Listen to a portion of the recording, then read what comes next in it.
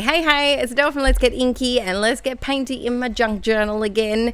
So today I'm looking at these 4 cute little photos of Archie. I love printing photos like this when there's similar photos of the same event and just the pose changes a little bit. I think they're really fun to scrap, and I printed an extra copy of this photo, because I wanted to use it in my journal as well, because sometimes I like to scrapbook photos, but other times I like to include them in my art journals. It just kind of depends on my mood. So the first thing I'm doing is adding some clear gesso to the right hand side of this page, and I've dried it with my heat gun. Actually, I added it to both sides because that atlas paper is from a very old atlas and it was very flimsy, and by adding the clear gesso it kind of gives it just that little bit more sturdiness and just helps so that when I do put paints or inks down, it won't bleed through as much and make the paper as brittle and fragile, I guess you could say.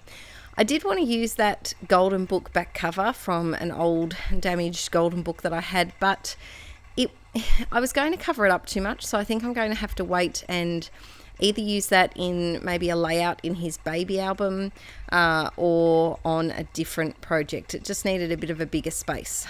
So I'm going in with my Dilutions paint, and I have a feeling that's polished jade, I think, which is kind of like a greeny aqua colour. And I do struggle scrapbooking and art journaling photos of Archie in his walker, which is what he's in here, because it's lime green. And if you're Inkie QUILL OG, if you've been around for a while, you'll know that lime green and I aren't great friends. We just don't really know how to get along. I think I've just always not liked green. A lot of people ask me if I've had a run-in with green, if there's some big issue as to why I don't like it. I just don't like it. I remember once wearing green and a boy called me a carrot when I was 7 years old, and it's just not my go-to colour, I guess. I don't mind dark greens, but it's just that light I'm not a fan of. So I'm adding, this is a page actually from a sewing book, and I'm adding that because it's got that blue text, and I think it kind of goes with the blue and green feel that I've got for this page. I just used some matte gel medium to stick that down, and I seem to have gone somewhere to get something. Oh, here we go. A tiny scrap of dictionary paper.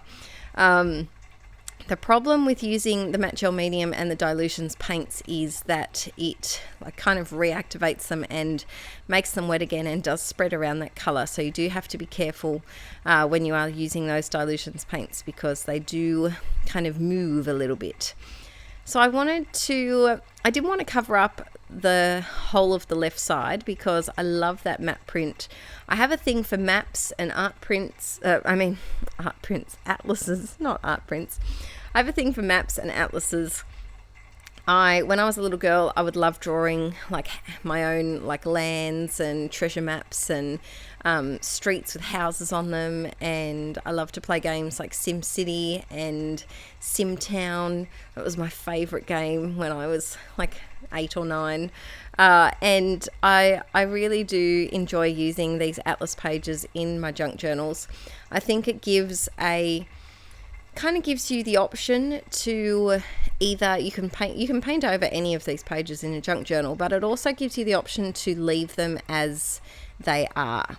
I'm adding a butt ton of adhesive to this photo, and the reason is I'm attaching it to some tissue paper, and I find that it's easier to really stick down the tissue paper, because otherwise what can happen is if you only use a little bit of adhesive with tissue paper, then it can fall off. That's what I've noticed. So I have got my helper here today when I was recording this video, and this is a couple of I don't think he has his top teeth here. I think this was back at the start of December that this was filmed. And have a look at Mr. Dramatic when he looks at my albums. He really is a goofball. So he looks at the albums and then, so dramatic, looking back, looking at the sky. It's very hard to get anything done when he's around to entertain me. So I'm up to sticking down this photo on the tissue paper. I really like to include kind of textury elements in my art journal because unlike a scrapbook, the pages aren't hidden behind page protectors, and you can actually kind of feel the pages a bit more. And not that I expect anyone to be rubbing their hands all over my art journal pages, but it just, I don't know, if anyone art journals and likes to include stuff like that, please let me know, because I just think that it gives it a kind of a crinkly, fun type of feel. Now, I do realise at this point that my photo is too wide, so I do try and cut down the tissue paper a little bit, even smaller than it already was. And I'm sorry about the lighting. I had a bit of a lighting issue this day. It was a bit of a cloudy, muggy day, and the light kept coming in and out and changing the exposure focus on my camera. So again, adding so much more adhesive. This video is only sped up, I think it's only sped up maybe 1.5 times, I think. So it took about maybe 17 minutes to do, to be exact, I think.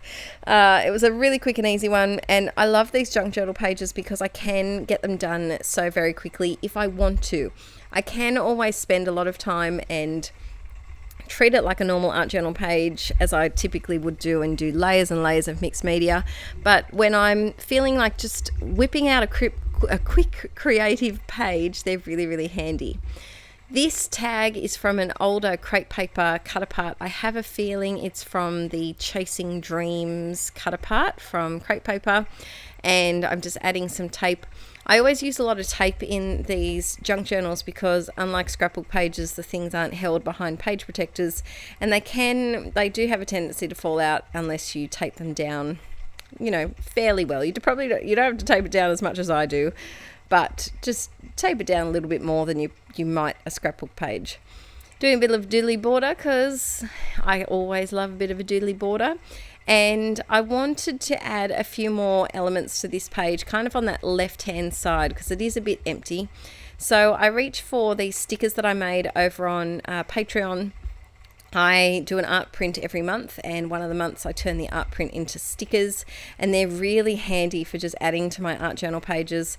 Link to my Patreon's in the description below if you ever want to know more information about that. And then I had these dots. Now, obviously last year I wasn't teaching. I am a primary school teacher, but I had Archie in March, and so I didn't start the year with a class because our school year starts right at the end of January, like the last week of January to Christmas. That's our school year, how it goes. So there was no point starting the year and only doing about 2 weeks worth of teaching. So when I cleaned out my classroom and took everything home, I had all of these coloured dots that I had bought a long time ago when I made some like maths card games, and I wanted to put dots on the back to make sure that the sets of cards stayed together and were easy to keep together and not get lost. And I have pages and pages of those little dots, and they're perfect for adding little bits to art journal pages, adding backgrounds, and they're just really fun to stick and plonk. You know my motto, guys, stick and plonk it. So now I am adding a few little stickers. There's a sticker sheet that I've had in my stash for a while. I bought it originally when I was doing our wedding album, and I have a feeling it may be a Kaisercraft one, which is an Aussie brand from maybe 4 years ago, maybe. And I really don't like it anymore.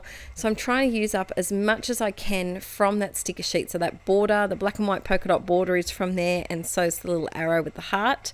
And I'm trying to use up as much as I can before I do retire it. I don't think it's worth destashing because the stickers are kind of coming off a little bit, but I am trying to use it up as much as I can before, I let it go. It's okay to let some things in your stash go. You might only like part of a sticker sheet or part of a paper pad. See if you can reach out to a friend, or there's a lot of Facebook groups that buy and sell scrapbooking and art supplies too.